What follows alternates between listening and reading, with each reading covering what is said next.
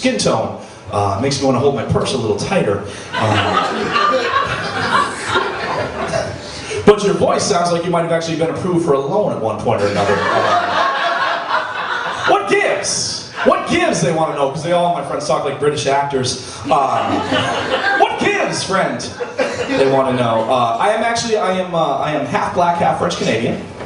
Thank you. Yeah, that's just my heritage. Fuck you.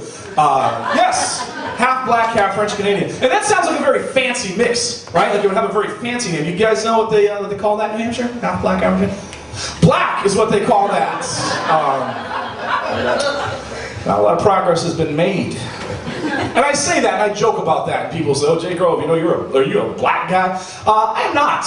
And if you can see, I don't know, some of you got some shitty seats. Come early next time. But if you can't see me from there, I'm not a black guy. I like to think of myself more as like Spring Break Brown, kind of. Kind of a nice shade of Spring Break Brown. White girls pay $50 a month at Gold's Gym to look like this. The tan, not this. They would want their money back.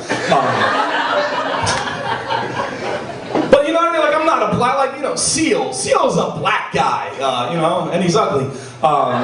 Patriots fans, Vince Wilfork, he's a black guy, and he's fat. Manute Bol, for those of you guys that thought, he's a black guy, and he's dead. He's dead. It's kind of a somber. But yes, those are black guys. I'm not a black guy, It's just nice. It's a nice color. But people don't know. They call you, "Oh, you're a black guy." That's what they say. They talk like that too. They talk like 60s gangsters. "Yeah, you're a black guy, see?" Back then they could just whip you though. But yeah, in the 1960s, not in slave times. In the 1960s on Central Ave, they fucking whip people. Look it up. Look it up. It's at the old Garrison. It's the Woodman Institute. It's an exhibit, traveling exhibit going on right now. I don't even know what the fuck I'm talking about right now.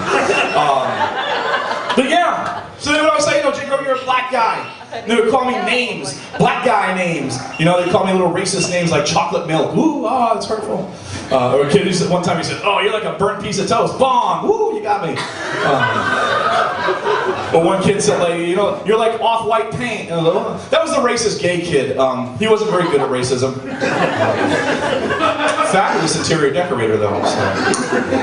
Just goes to show you, everybody has a talent. Everybody's got a gift. Yeah, so black guy.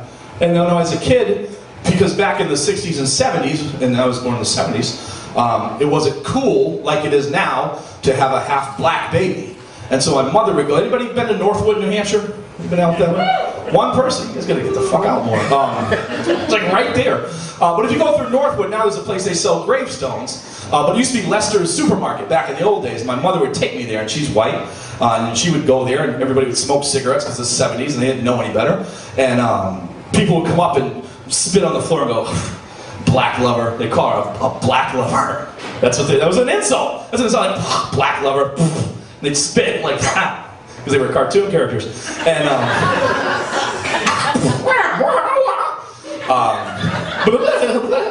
but that's supposed to be a very offensive, hurtful thing. At the time it was very offensive. But looking back on it, it's a funny thing to call somebody. It actually sounds like a really bad charity that they'd ask you to give money for at the checkout register. Like, "Would you like to give $1 to black lovers?" If you do, you get to sign your name on this watermelon. We stick it on the window. And whoa. That's fucking offensive shit, man. No, I'm just going to wait for their bake sale. Because we have one. Oh, we have one.